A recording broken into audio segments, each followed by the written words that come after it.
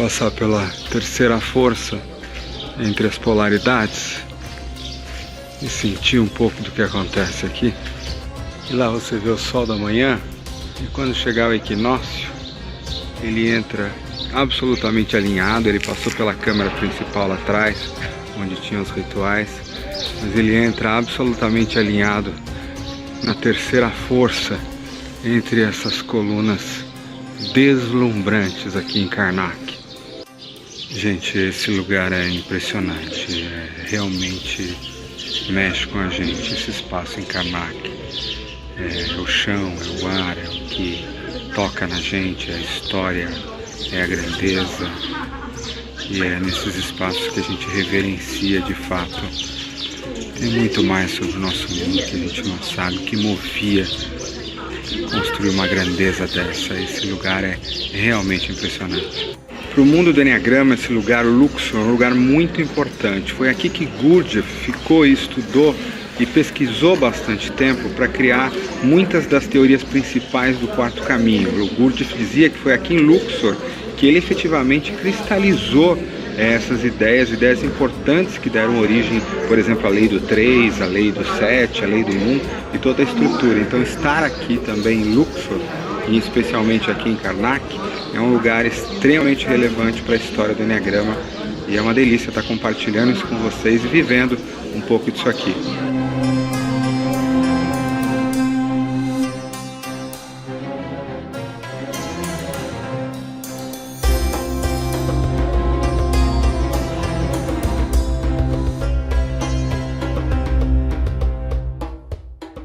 Olá, eu sou o Nicolai Cursino e estou aqui para mais um dos episódios da série Enneacoach no Egito, onde a gente segue aqui, eu estou falando aqui para vocês direto de Luxor no Egito, para 30 dias de expedições que envolvem buscas, estudos, trabalhos, meditações atrás dos segredos do Enneagrama antigo, das origens desse sistema de sabedoria, assim como de outras sabedorias que acabaram fluindo para o que deu origem às religiões do Ocidente, às sabedorias de transformação, às leis herméticas e tudo mais.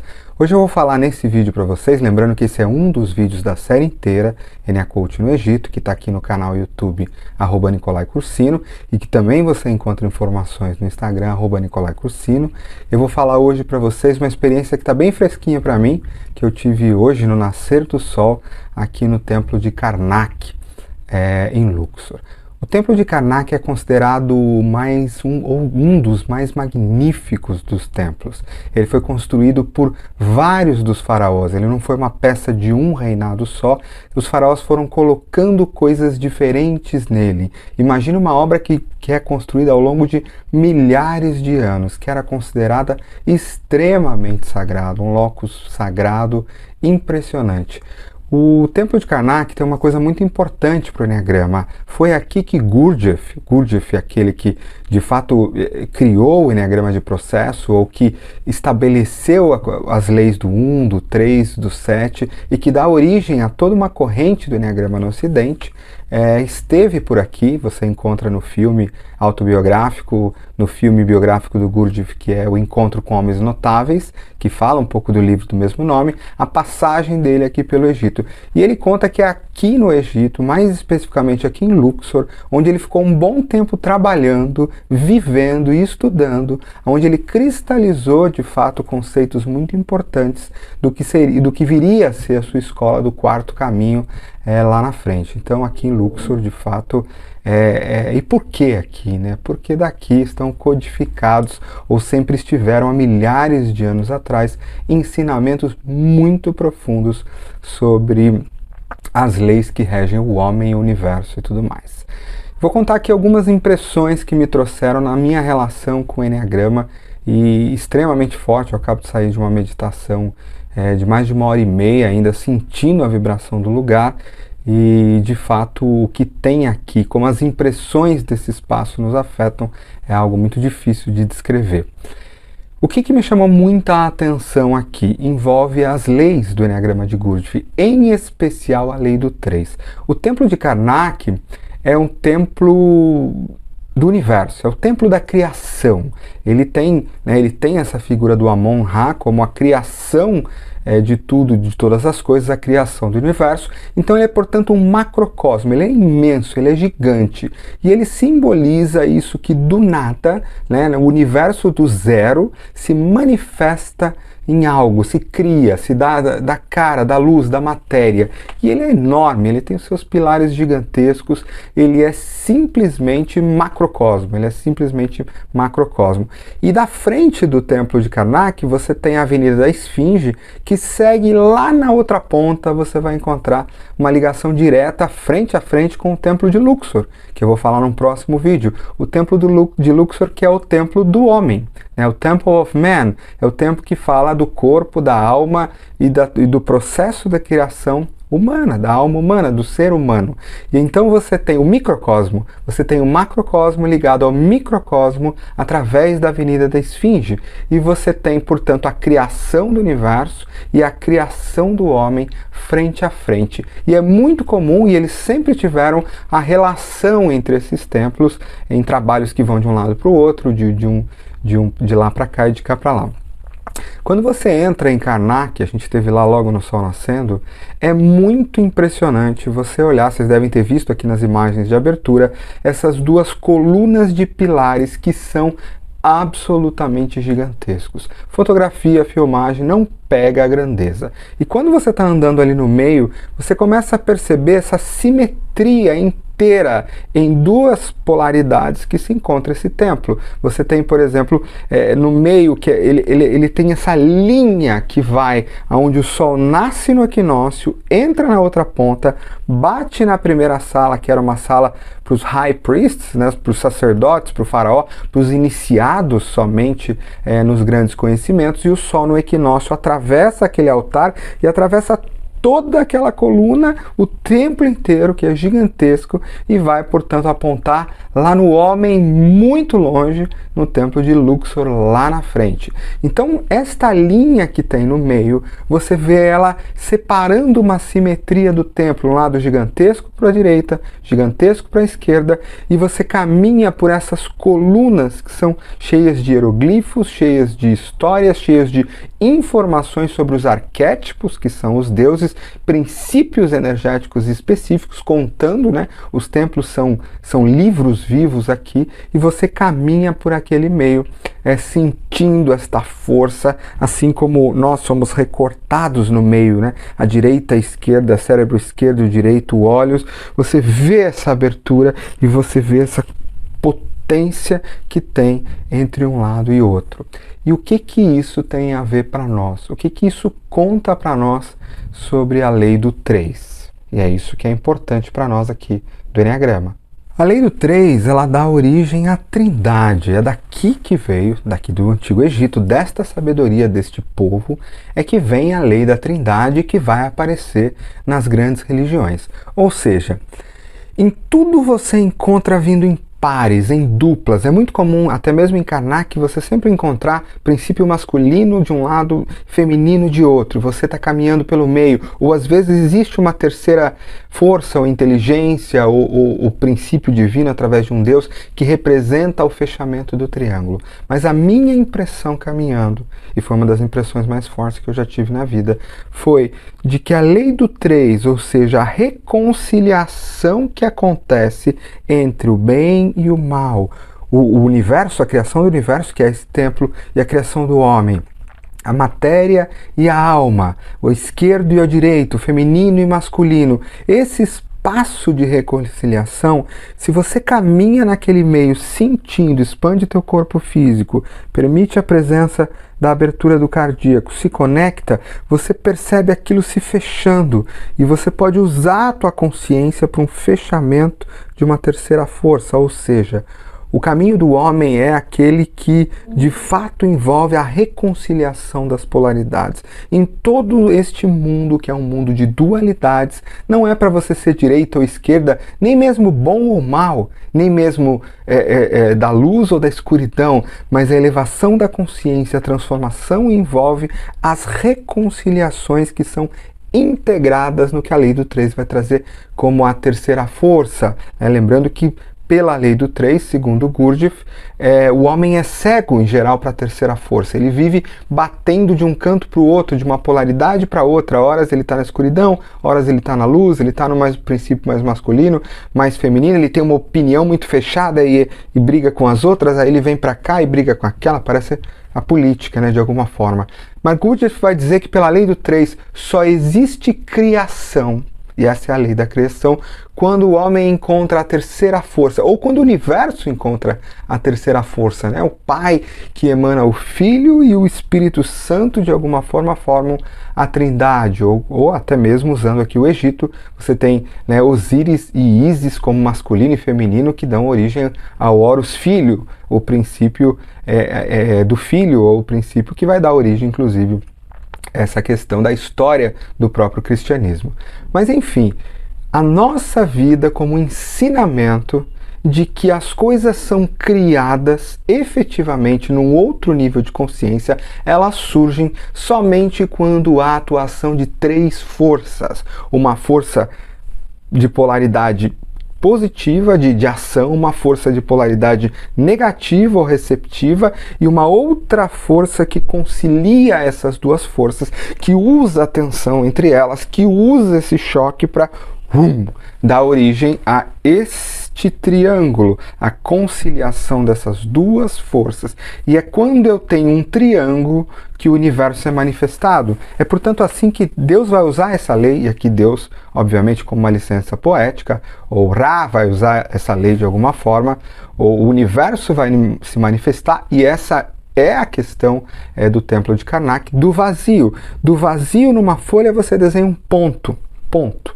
Depois você vai para número 2, 2 dimensões, e cria polaridades. É a primeira coisa que Deus vai fazer nessa primeira manifestação. E depois você vai criar uma terceira força, o alto da pirâmide, o ponto no qual ligando gera matéria, gera a pirâmide, gera o triângulo. Os ensinamentos profundos a partir de que tudo no universo, e esse é o tempo da criação, acontecem segundo a lei do 3. Agora, uma coisa é você ouvir isso, entender isso. A outra coisa é você caminhar por esses pilares, sentir essa vibração, e aí no nosso caso, né, para os alunos de Enia Coaching, sabem quanto a gente tem essas práticas energéticas de integração das polaridades. No Enia Coaching espiritual, por exemplo, é isso que a gente faz, quando a gente faz a integração da paixão e da virtude, né, usando a lei do 3, eu fiz um trabalho de integração comigo que reverberou uma vibração absoluta. Eu tive aqui depois, 2 horas depois, meu primeiro processo de projeção astral lúcida aqui em cima desse lugar. Há mais de 15 anos que eu não tenho uma tão lúcida assim. Para vocês terem uma ideia do quanto mexeu, o quanto vibrou. Eu ainda não sou capaz de dizer. Porque aí, de repente, eu comecei a ver. Lógico, né? Você tem aqui aí o Russ Hudson explicando algumas coisas pra gente, mas isso é só um começo. Para os olhos, né? Para os nossos olhos dentro do Enia Coaching, a gente começa a perceber coisas que estão no invisível. Eu comecei a ver a lei do 3 em todos os lugares, né? A lei do 7 criando oitavas, a união que tem na criação manifestando a lei do 1. Aquilo começou a girar, aparecer, e de repente aquilo deu um impulso vibratório absolutamente imenso. E a percepção, né? Você imagina você ali, naquele templo gigantesco, tudo acontecendo, e tudo ali está te ensinando sobre essas leis fundamentais. 3 forças para a criação de tudo acontecendo, né? Uma unidade no círculo da onde tudo emana, da onde tudo se manifesta, onde tudo começa, onde tudo termina, onde tudo é, né, se manifestando. E aqui na Exade, as 7 etapas onde tudo está se transformando, mexendo, nada é o que era. O templo mais grandioso da história antiga ruiu, a civilização mais grandiosa da história antiga ruiu, tudo passa, tudo anda, tudo se movimenta, tudo se transforma. E aí você ter essas sensações absorvidas pelo corpo físico, pelos 3 centros de inteligência, pelo coração, evocando ainda de certa forma Gurdjieff, a sua sabedoria aqui. Uau! É um trabalho que você, fazendo uma boa ancoragem, um bom grounding, um bom aterramento, de uma aceleração vibratória absolutamente surreal, que eu não vou ser capaz de contar os efeitos de tudo isso hoje, porque eu ainda estou aí sobre esse processo. Eu acho que os alunos do DNA Coaching que fazem essas práticas imaginam a força que isso ainda está acontecendo aqui. E finalmente, acho que a experiência que mais, né, falou para mim foi quando você olha, né, para a entrada do templo de Karnak, você vê aquele, né, o direito e o esquerdo, aquele caminho no meio. Eu fui lá no fundo dele, depois que já tinha filmado, fotografado, a gente teve um tempo para nós, e eu voltei andando por aquele centro absolutamente em presença, sentindo pernas, pés, braços, sentindo a força na polaridade direita e esquerda, integrando aquelas coisas gigantes ali nesse ponto, né, nessa terceira força, fechando. E quando eu cheguei na saída, e é onde dá lá para o templo de Luxor, e é longe, né, tem aquela avenida, e é exatamente a direção do sol, a gente estava onde o sol nascia por trás da minha cabeça, parecia que ele inclusive integrava como uma terceira força aqui no terceiro olho. Eu fui andando na saída do templo de Karnak, que é o templo da criação, em direção ao templo do homem, e eu senti essa linha que os liga no chão, sabe? É como se atrás de mim, né? E aí, por que eu estou falando bastante hoje da minha experiência? Isso aqui não está escrito em lugar nenhum, isso não foi dito na nossa expedição, essas são de fato as minhas experiências, né? Hoje foi muito além da aula mais natural que o grupo tem. Aqui eu estou compartilhando as minhas visões e experiências, que não são corretas nem erradas, são as minhas, para que vocês tirem as suas conclusões e aprendam sobre a presença dessas leis em tudo que há.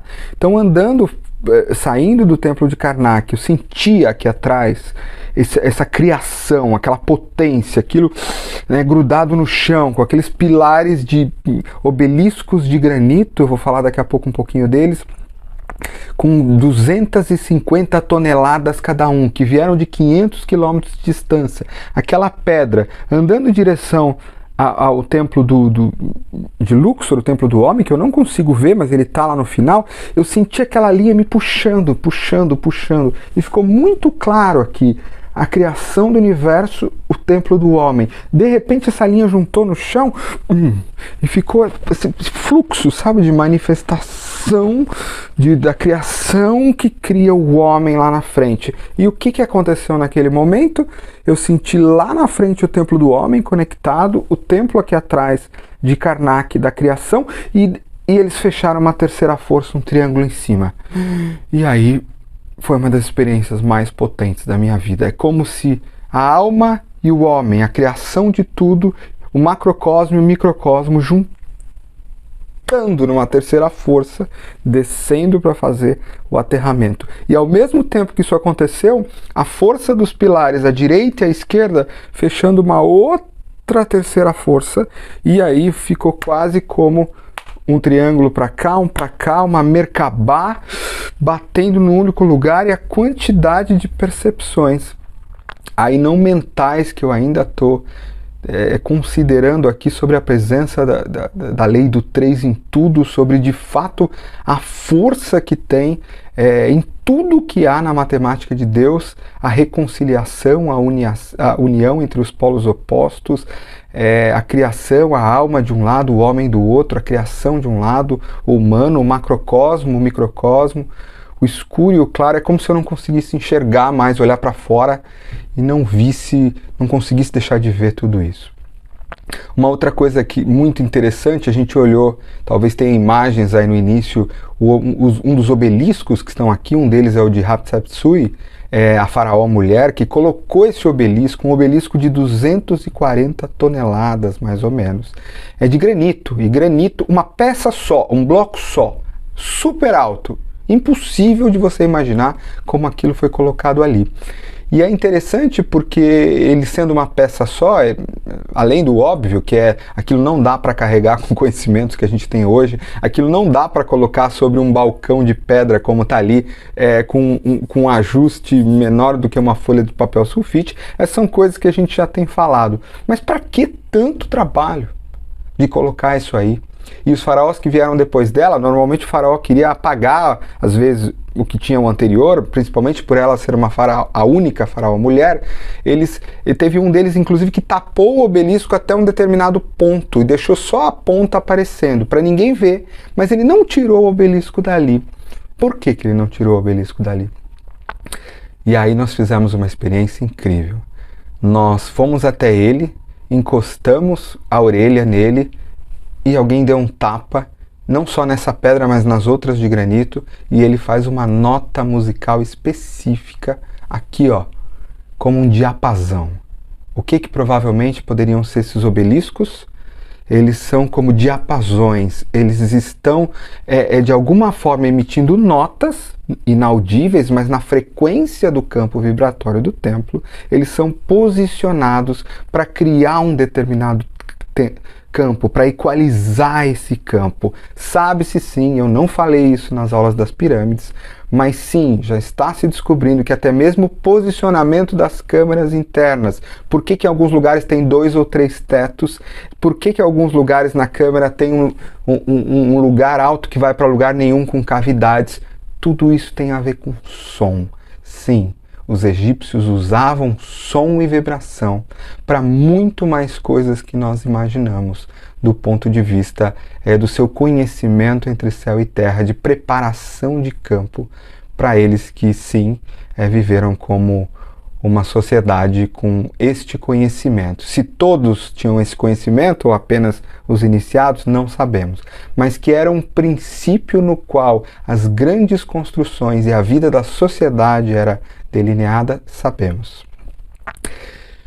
Eu ainda estou sob o impacto dessa experiência que com certeza nunca mais eu vou esquecer e que ainda está integrando aqui. Espero que tenha ficado claro, ou se não ficou claro, eu tomei a liberdade de fazer assim mesmo para mostrar um pouco do efeito, mas as leis do 1, do 3 e do 7, no lugar onde Gurdjieff trabalhou nelas por anos e anos e anos, girando no ar, percebendo, operando, para vocês, alunos de Enia Coaching, o que a gente vive no tapete, aquele nível de processo, a gente pode sentir aqui, usando, pisando, integrando, percebendo, e é absolutamente indescritível.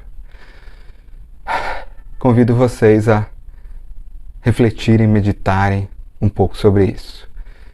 Um grande beijo e mais uma vez para assistirem aqui, convido a todos para assistirem a toda a série Enia Coaching no Egito, aqui no YouTube Nicolai Cursino, e também no YouTube do Núcleo da Consciência, centenas de vídeos, não só sobre Eneagrama, que eu tenho por lá, mas também sobre outros processos de transformação da consciência e de desenvolvimento do homem. Um grande beijo e até o próximo vídeo da série.